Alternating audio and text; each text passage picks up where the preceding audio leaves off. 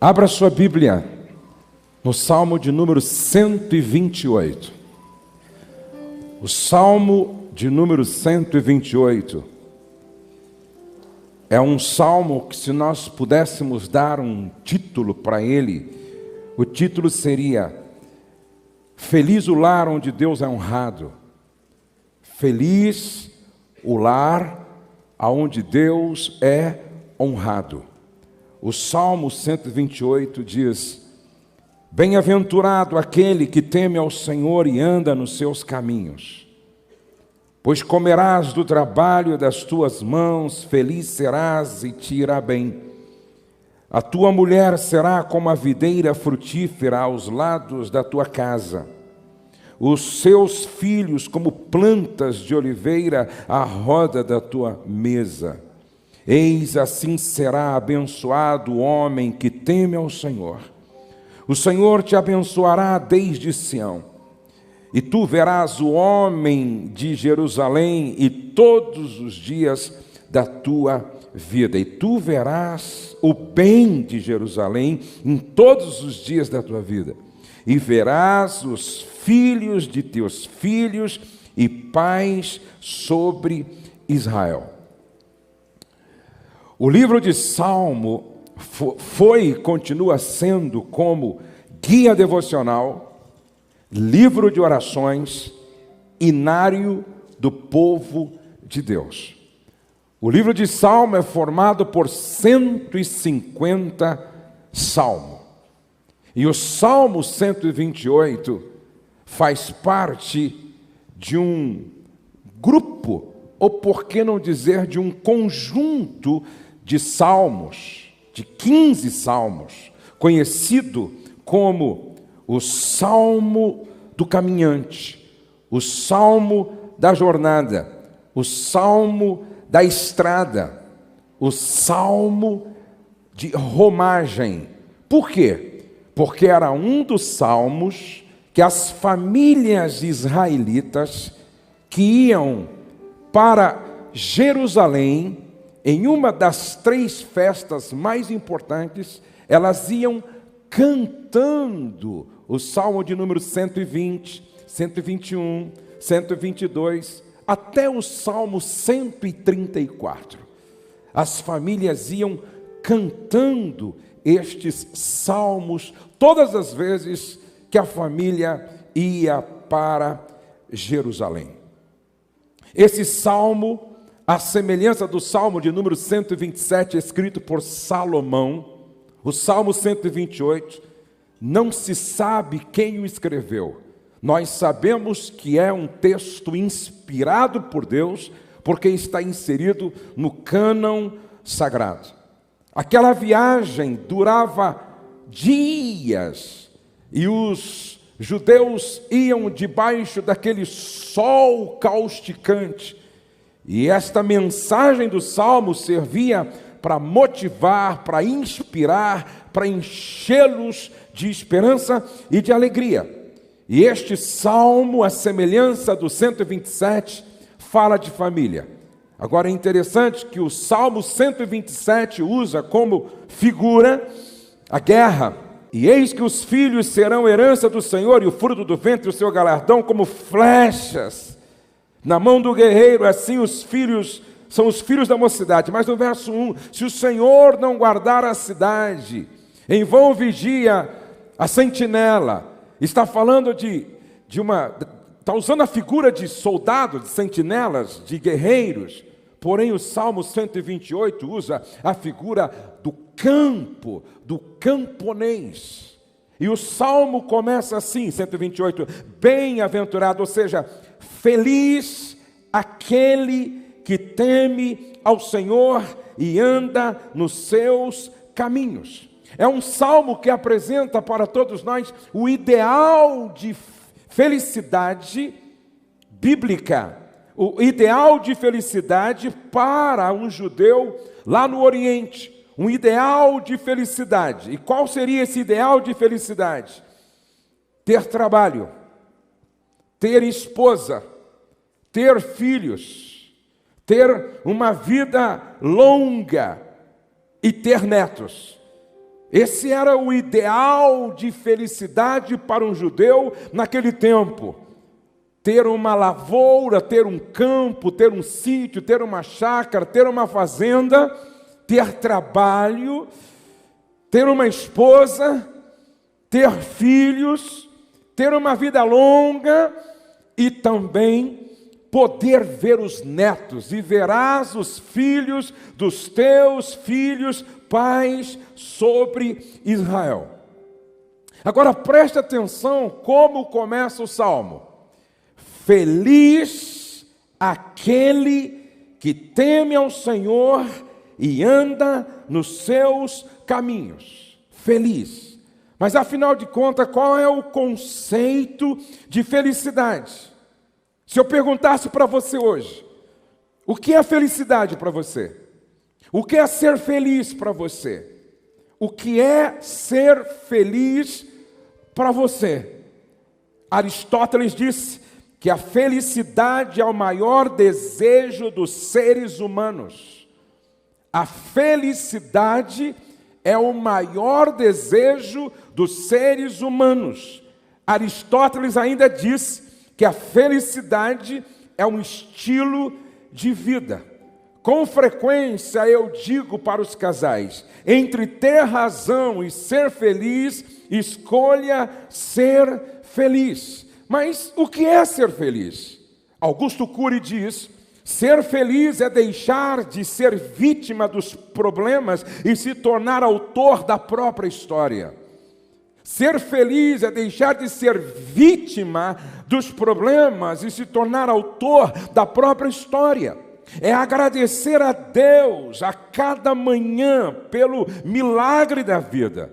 Ser feliz é não ter medo dos próprios sentimentos.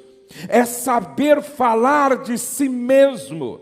É ter coragem para ouvir um não. É ter segurança para receber uma crítica, mesmo que injusta. Mas eu quero dar uma definição muito prática, bíblica e clara de felicidade.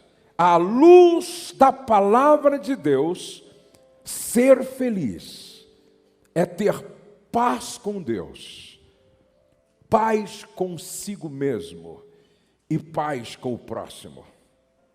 Ser feliz é ter paz com Deus, paz consigo mesmo e paz com o próximo. Se você tiver isso, você pode estar no deserto, você pode estar no vale, você pode estar vivendo qualquer situação adversa. Se você tiver paz com Deus, se você tiver paz consigo mesmo, se você tiver paz com o próximo, principalmente dentro da sua casa, você é feliz. Porém, o salmista diz: como é feliz aquele que teme ao Senhor. Não é aquele que tem medo do Senhor, mas é aquele que tem um amor que gera respeito pelo Senhor. É aquele que honra a Ele, o reconhecendo como Senhor da sua vida.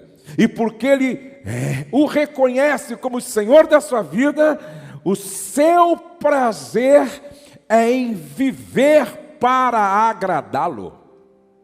Como Ele o reconhece, como Ele reconhece o Senhor como Senhor da sua vida, o seu prazer é viver para agradá-lo. Nesse sentido, ele teme ao Senhor. Agora a Bíblia diz no verso de número 2: pois comerás do trabalho das tuas mãos, feliz serás e te irá bem. O Salmo diz que o trabalho também gera felicidade. O trabalho também gera alegria. E ele associa o trabalho, ou por que não dizer, em algumas versões diz, feliz e próspero serás. Ou seja, ele coloca felicidade e prosperidade logo depois do trabalho.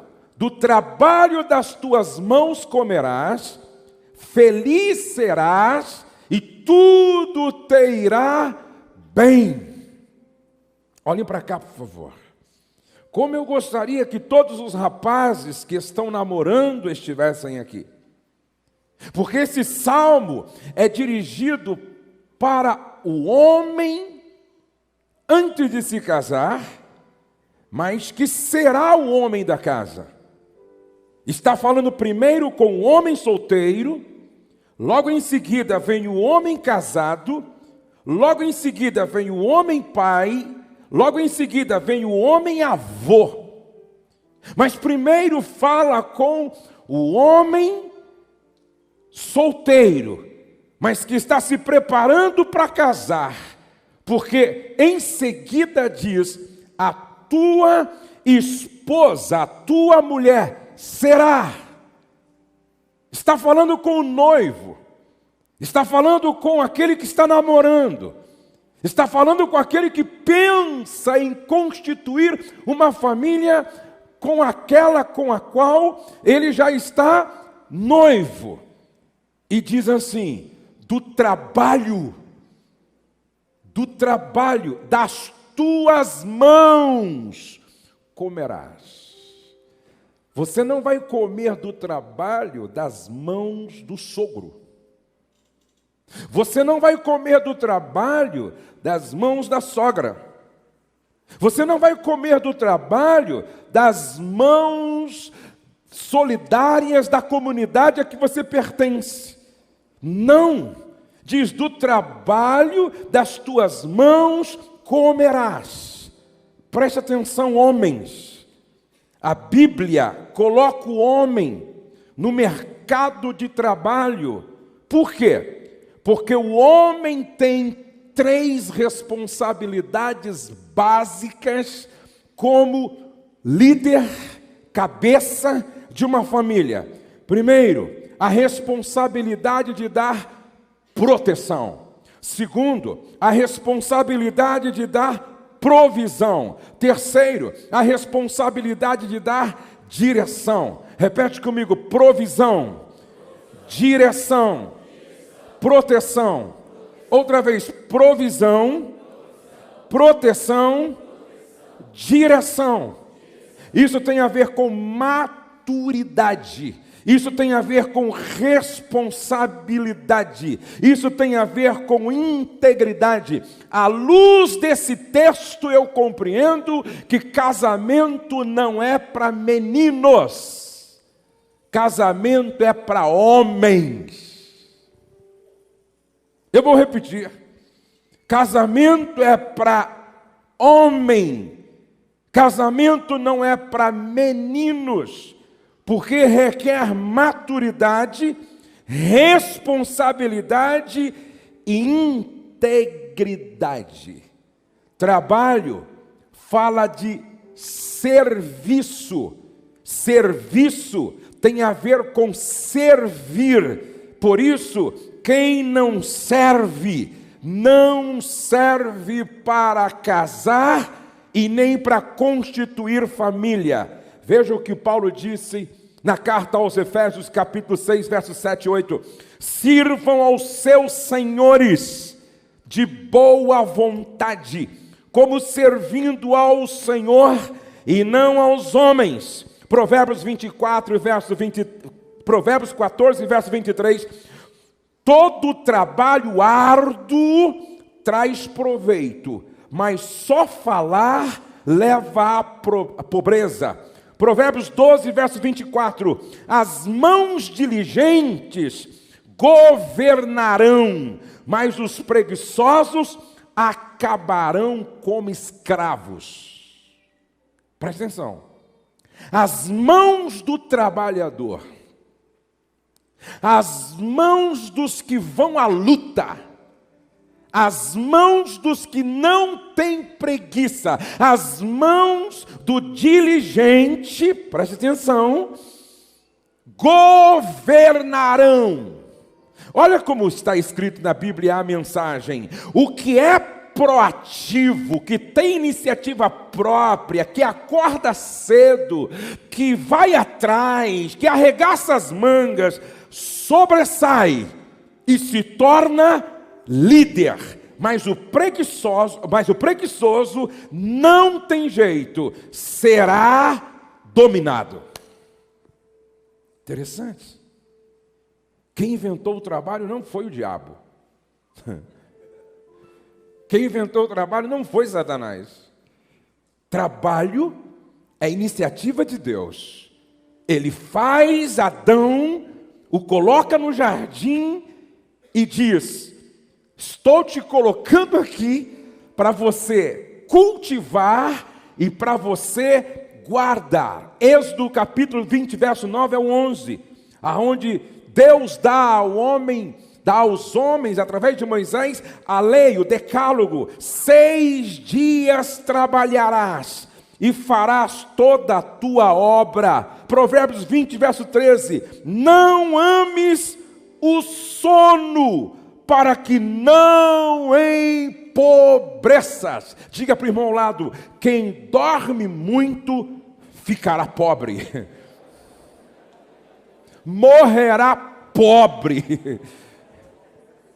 Então eu sei que muitos solteiros e muitas solteiras estão me ouvindo, e a primeira parte do Salmo está falando com um homem que ainda não casou-se, mas que está indo para o casamento. Preste atenção aqui. Quantas não se casaram ainda? Levante a mão. Meninas que não se casaram, levante a mão assim, bem alto, por favor. Ok, que bom que vocês vieram. Comecem bem. Comecem com um rapaz que gosta de trabalhar. Porque quem nada faz, nada vale. Quem nada faz, nada vale. Para com essa história, menina. Mamãe, estou namorando e ele é um gato. Pastor, agora vai, pastor. Ele é um gato, pastor. Até hoje eu estou procurando saber para que serve o gato. Você conhece algum gato guia? Você já viu algum policial no aeroporto com um gato cheirando as malas? Você já viu algum boiadeiro usando um gato para ajudar ele a tocar os bois? Você já viu algum caçador com um gato caçando? Só se for rato. Você já viu algum gato guardando a casa? Já viu? Eu nunca vi um bicho mais preguiçoso do que o gato, gente. Você olha para a cara do gato, você fica com preguiça. Gato não toma banho. Gato é folgado, gente. Eu vou dar um conselho para as meninas: escapa-te por tua vida dos rapazes que têm espírito de gato. Agora, não são só os rapazes que precisam acordar para a vida nesse sentido. Cuidado com as meninas gatinhas que dormem até o meio-dia. Acordam mal-humoradas. Quando a sua filha, pré-adolescente, acordar mal-humorada e reclamar de tudo, pergunta para ela: quem paga a conta de luz? É você? Não? E a conta de água? Também não. E a comida? Você paga? Também não. E o aluguel você paga? Também não. E a gasolina do carro que te leva, você paga? Também não.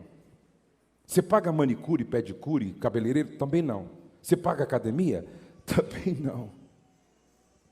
Então quem deveria estar estressado sou eu, pô. Pai que paga tudo isso. Você tinha que levantar dando glória a Deus e deitar dando glória a Deus. Cuidado, rapaz, com as meninas que não servem em casa para nada. Sabe por quê? Um grande marido começa com um bom filho. 4 perguntas os pais deveriam fazer para a moça que chega pedindo para namorar com aquele rapaz. 4 perguntas. Primeira pergunta: filha, você se casaria com o Deus dele? Qual é o Deus dele? Que Deus ele serve? Segundo, filha, você se casaria com os valores dele? Quais são os valores dele? Terceira pergunta: você se casaria com a família dele? Porque casar é como comprar um CD. Você gosta de uma música e leva 15 para casa. E não tem como casar e eliminar, excluir, sepultar a família do outro. Existe ex-mulher, esposa, ex-marido, mas não existe ex-mãe, ex-pai, ex-filho. Você se casaria com a família dele? Você se casaria com a missão de vida dele, se é que ele tem? Mais uma quinta pergunta: ele trabalha? Trabalha?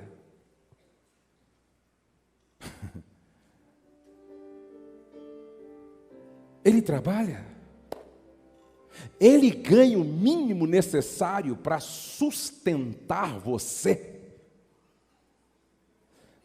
Para sustentar uma casa, do trabalho das tuas mãos comerás. Isso aqui está falando de maturidade. Isso aqui está falando de responsabilidade. Isso aqui está falando de integridade. Para ser o homem da casa, precisa ter responsabilidade. Casamento é para homem e não para meninos. Isso aqui está falando de maturidade, responsabilidade. Isso aqui está falando de integridade de caráter. Mas o verso de número 3 agora está falando do homem da casa com a sua esposa. A tua mulher será como a videira frutífera no interior da sua casa. A tua mulher será como videira frutífera no interior da sua casa. 2 plantas eram nacionalmente muito importantes para Israel: a videira, porque produziu vinho, e a oliveira, por causa do azeite. A tua mulher será como uma videira frutífera no interior. Fala daquela parte na tenda, no interior, espaço da mulher. Por isso, amados, é preciso deixar muito claro: a mulher deve se casar se for vocacionada para a casa. Preste atenção. A mulher, a jovem deve se casar se ela tem vocação para ser do lar, mesmo que ajude o marido trabalhando fora, ela precisa gostar da casa, de casa. Precisa gostar de cozinha, precisa gostar de sala, precisa gostar de quarto, precisa gostar de arrumar a casa, de cozinhar, de lavar, de passar, mesmo que tenha condição financeira para pagar alguém para ajudar, ela precisa gostar de casa. Preste atenção que o texto está dizendo assim: olha, a tua mulher será como a videira frutífera no shopping center. Não. No teatro, no cinema, não. No templo, não. Batendo perna na rua, não. A tua mulher será como videira frutífera no interior da sua casa. E por que videira frutífera? Porque vai produzir alegria, gerando filhos. Mas não só nesse sentido. Da videira sai o vinho. E no Salmo de número 104, relaciona o vinho com alegria. Retraduzindo esse texto, a tua mulher será uma fonte de alegria no interior da sua casa. A sua mulher será uma fonte de alegria no interior da sua casa. Uma fonte de alegria como esposa. Uma fonte de alegria como mãe. Não verá os filhos como pragas. Ela não verá os filhos como estorvo. Não verá os filhos como problema. Presta atenção. Todo casal judeu, nessa época, queria ter muitos filhos. A família tinha muitos filhos. 8, 10, 12, 13, 14 filhos. Muitos filhos, por algumas razões. Primeiro, uma mulher que não gerava era tida debaixo de maldição. Cada filho representava uma bênção, bênção, bênção, bênção, bênção, presente de Deus. Segundo, porque tinha mais mão de obra. E terceiro, porque todo casal judeu nutria a expectativa de ser mãe do Messias. Dá para você imaginar aquela família enorme sentada ao redor da mesa, e o pai olhando para os filhos e pensando: será que esse não é Messias? Será que aquele não é o Messias? Será que aquele outro não é o Messias? Será que aquele outro não é o Messias? Porque todo casal judeu nutria a expectativa. Eis a razão porque Ana sofria com a sua esterilidade, por não poder gerar, porque não havia nela essa expectativa. Ela não podia nutrir a expectativa de ser mãe do Messias, porque toda mulher judia nutria a expectativa de ser mãe de Jesus, de ser mãe do Messias. Esta mulher era fonte de alegria como esposa, mãe e avó no interior da sua casa. Qual o perfil desta mulher que é fonte de alegria à luz da Bíblia? Qual o perfil da mulher que é fonte de alegria no interior da casa à luz da Bíblia? Primeiro, Provérbios 14:1. Ela edifica a sua casa. Ela constrói, ela levanta, ela ergue a sua casa, diferente da tola que com as próprias mãos a derruba. Tudo o que ela faz é para edificar. Segundo, Provérbios 12:4, ela é a coroa do marido. Repete comigo: a coroa do marido. Mais forte: a coroa do marido. Sabe o que esse texto está dizendo? Ela trata o marido como rei. Que coisa linda! Ela é a coroa do marido. Quantos maridos aqui querem ser tratados pela esposa como rei? Querem que a sua esposa seja a sua coroa? Quantos maridos aqui querem que as esposas tratem vocês como rei? Levante a mão, por favor. Quantos? Bem alto, bem alto. Trate elas como rainha.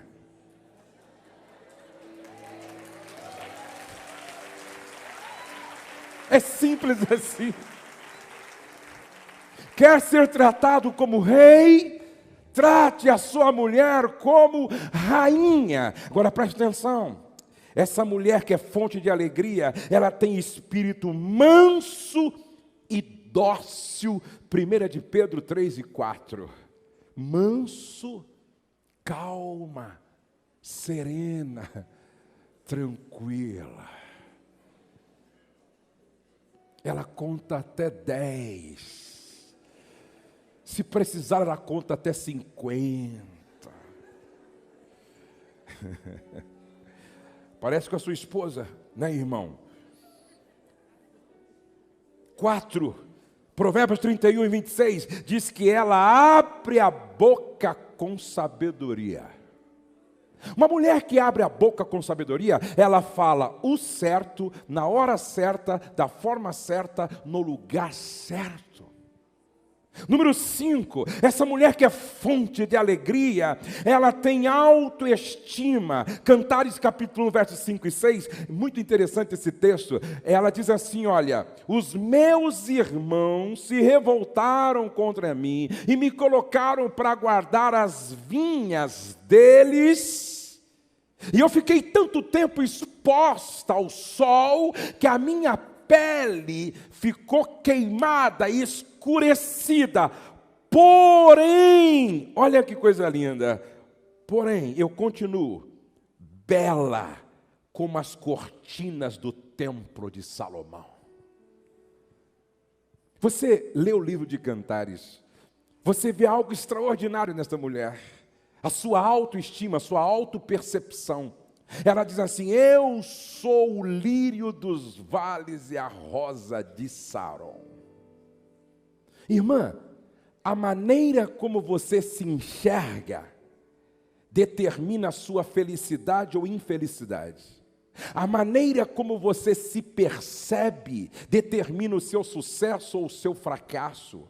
A maneira como você se enxerga determina até aonde você irá. Eu vejo mulheres bonitas se achando feias. Essa mulher diz, estou com a minha pele escurecida, porque meus irmãos me fizeram ficar exposta no sol, lá na lavoura, cuidando das vinhas deles.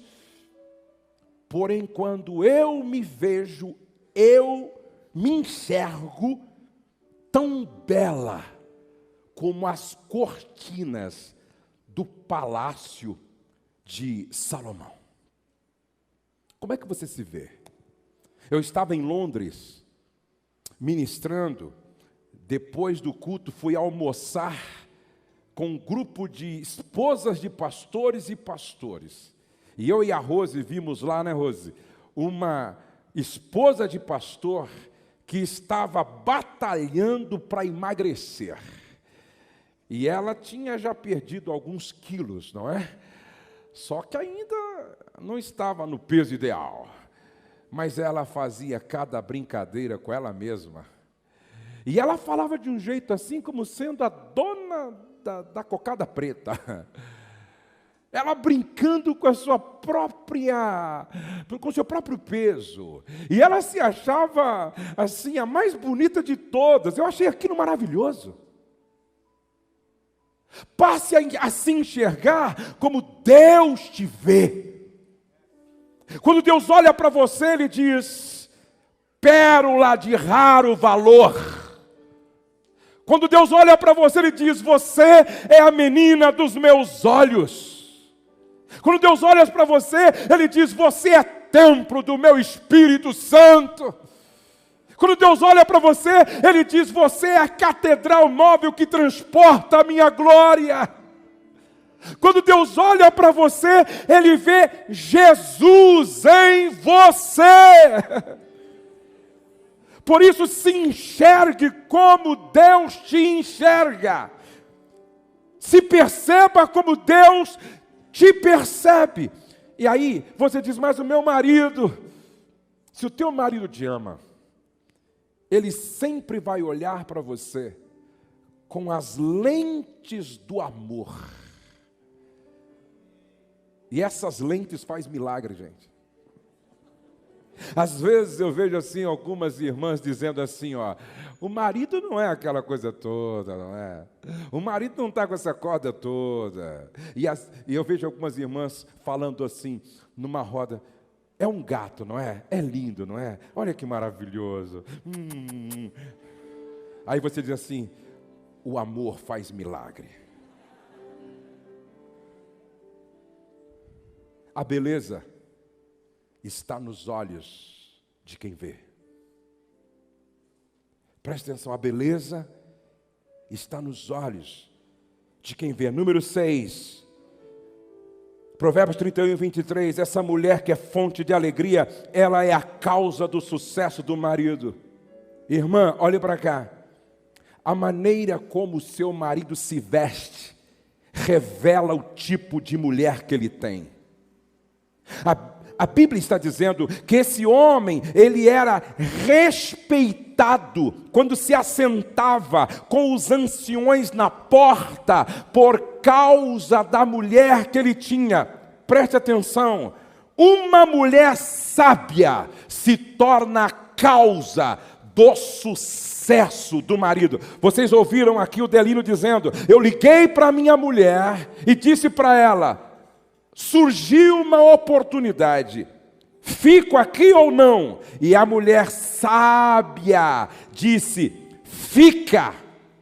Enviou roupa para ele. Preste atenção, mulher visionária, mulher que enxerga além, mulher que se torna a causa do sucesso do marido, porque é positiva, é otimista. Provérbios 31 e 24, ela é proativa, tem iniciativa. Aqui diz que esta mulher, ela faz roupa, ela vende roupa, ela avalia uma propriedade, ela compra, ela negocia, ela é proativa, ela não espera o marido empurrar ou uma situação catastrófica obrigá-la. Ela toma a iniciativa para fazer as coisas acontecer. Ela não fica apenas reclamando em casa, murmurando, não.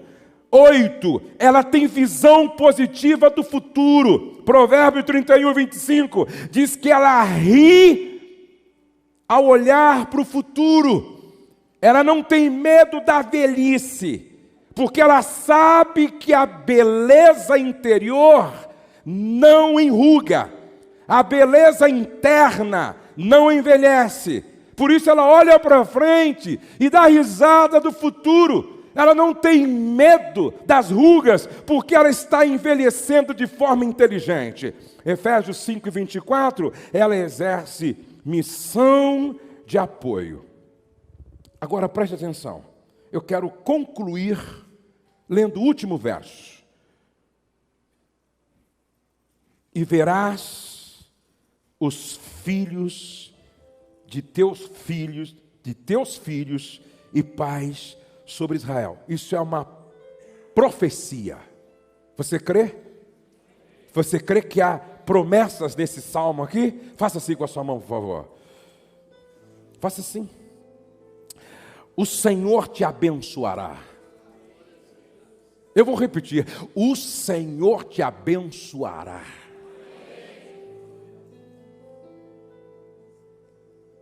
Desde Sião, e tu verás o bem da sua cidade em todos os dias da tua vida. Você vai ver os filhos dos teus filhos. Você vai ver, sabe o que eu estou dizendo aqui, gente? Você vai viver muito debaixo da bênção de Deus.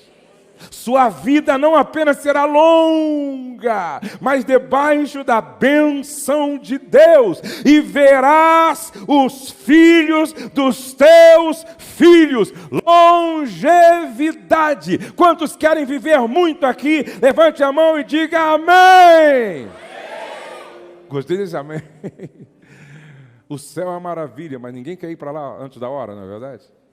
Diz que a fila diz que a morte é uma fila e cada um tem o seu número. E a fila está andando. E a única fila é que ninguém se entristece quando o outro passa na frente.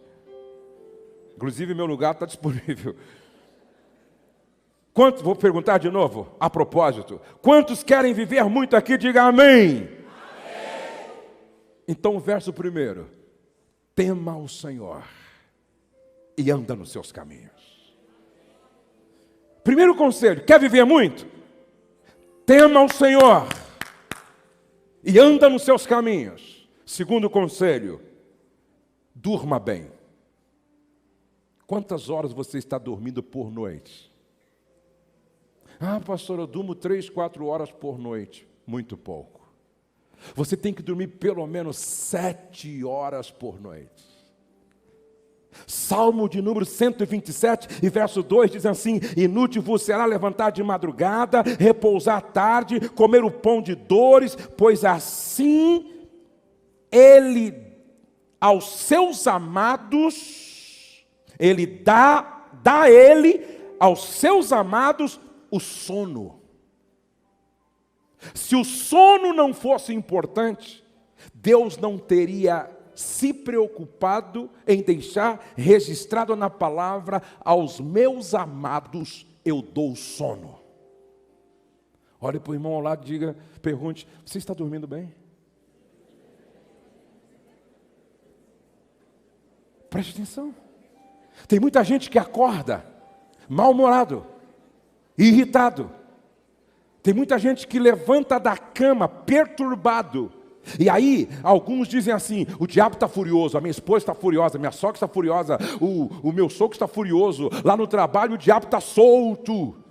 E às vezes não é o diabo. É que, por que você não está dormindo bem? E você dorme às vezes 3, 4 horas e não atinge o sono REM. Na verdade, você não dormiu bem. O pouco que você dormiu, aí você acorda com os nervos à flor da pele. Isso altera todo o seu emocional. E você fica perturbadíssimo. E aí você não vai vivendo, você vai morrendo. Terceiro conselho: se alimente de forma inteligente. O que você vem comendo? O que você vem bebendo? Nós somos o resultado também daquilo que nós comemos. Nós somos também o resultado daquilo que nós bebemos. Qual a qualidade da sua alimentação?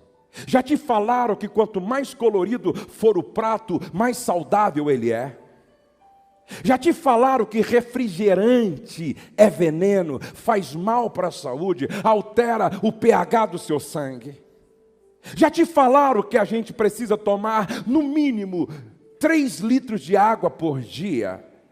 Já te falaram que alimentar-se bem é cuidar do templo do Espírito Santo?